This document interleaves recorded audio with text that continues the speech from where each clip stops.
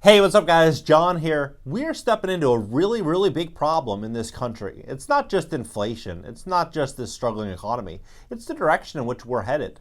What we are witnessing right now is we're witnessing the demolition of this economy. All traditional businesses are being pushed to the breaking point. Record high gas prices. Everything is getting much more challenging for the everyday business operator that was running a business based on 1950s, 1970s, and 1990s models with face-to-face customers.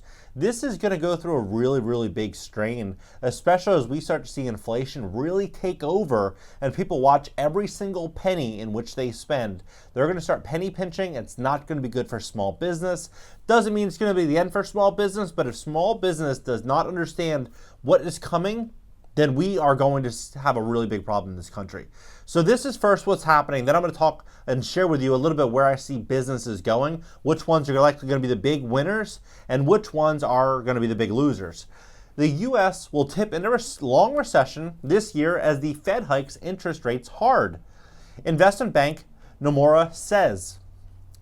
The Federal Reserve interest rate hike will push the U.S. into a mild but lengthy recession this year that will cause the economy to shrink in 2023, the investment bank Nomura said Monday.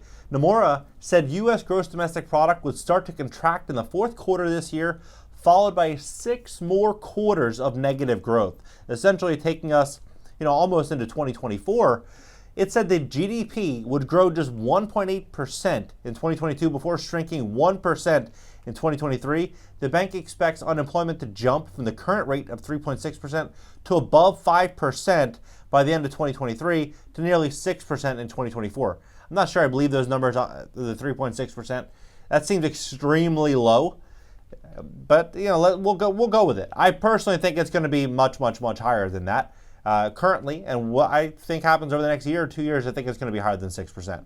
The Fed, because at the end of the day, how can 6% be viable when you have gas prices at record levels, you have costs through the roof for small businesses and for all business operators right now due to inflation, supply chain issues, and the high cost of living throughout America and the instability that's really being found across the job market. We have people jumping from job to job to job simply because people aren't making enough money at one job, so they need 2 or 3 jobs and side hustles. We're going to see higher inflation and we're going to see higher unemployment than 6%. That's my belief. The Fed hiked interest rates by 75 basis points or 75 percentage points last week, the biggest increase since 1994. Less than a week before, data showed inflation came at 8.6% year on year in May, the highest rating in 41 years, right? Well, they're saying inflation, recession fears more squeezing some industries more than others. You scroll down here, say, movies, the experiences, drinking beer, going out with friends, that stuff is holding up. But what they think is ultimately getting hit are the big ticket items, such as the once red hot housing market is among those clearly hurting from the slowdown.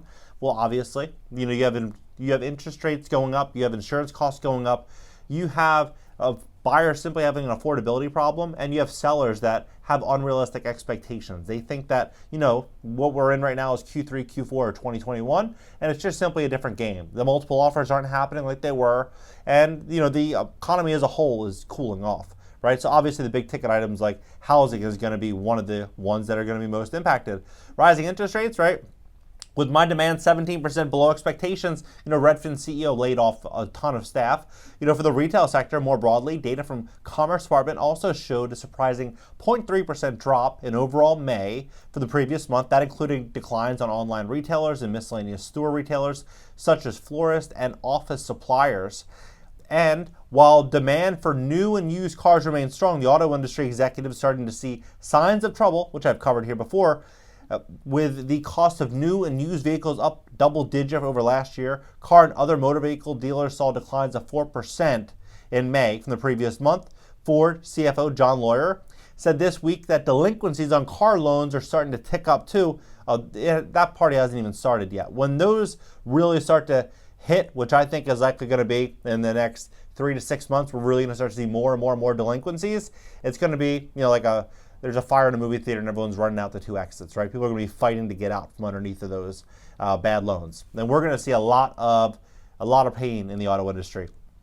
it seems like reverting back to more normal. The restaurant industry is also seeing signs of potential trouble. We're seeing some very interesting things happening in the restaurant industry. For example, Grubhub is launching its own ghost kitchen with recipes from Master Chef winners. Now, what a ghost kitchen is it's a kitchen that, you don't have any guests that come in and sit and eat. They can have any location. So you could have a kitchen in, a C or D location where rents will be relatively inexpensive, and then you have Grubhub, or you have a delivery service, or you have some type of driver that picks up the food and delivers it to you. And so what this normally will happen is that they're going to have a better and stronger pricing advantage over other restaurants, and they're going to be able to incorporate robotics. We've already seen a lot of these, robotic kitchens with, the works of like Miso Robotics, and a lot of these, it's very fascinating what these robots can actually do. They can flip burgers, scrape grills, chicken nuggets, they can put french fries in, they can basically do everything in like 20 or 30 grand. What I think is likely going to happen with these Grubhub Master Chef kitchens is we're going to start to see over the next 2 to 3 years, robotics really, really stepping in here and being able to undercut other local restaurants, other small mom and pop businesses, especially as people step into an affordability crisis with rising interest rates. It's going to be a really big challenge for small businesses, right? And what are they going to do? These companies are going to incorporate more of like an In-N-Out burger model where they have 3 or 4 different options, and the robots focus exclusively on those models. That's what I think is likely going to happen. They're going to be able to bulk buy, they're going to be able to bring costs down to such a low price, and they're going to be able to grow and scale that way. Now, the models that I think are going to have the hardest time going forward in 2022, 2023, I believe the big problems are going to be obviously the restaurant industry. We're going to see big problems in small mom and pop shops that have high cost basis on their goods. And we're also going to see delivery services have a real hard time with their thin margins, high employee costs, as well as rising gas prices and rising insurance prices on vehicles. That's also going to pose a big problem.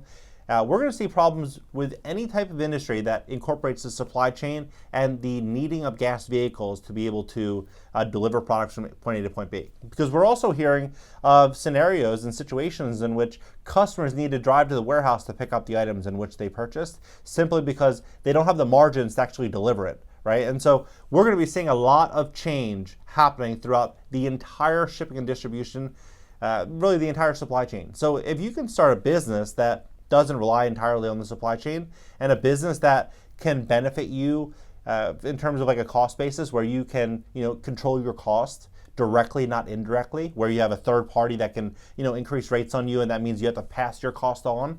If you can do these things, you're going to have a big benefit going forward. And then also incorporating 2 things into your model. The first would be either helping people reduce their overall cost of living, which I believe is going to be a really, really strong asset. If you can help people reduce their overall monthly expenses by figuring out a business or a solution and building that solution out into a problem that they have, that's going to obviously offer a great, long-term value. And if you can do it online and do it in a scalable way, you're going to make a fortune.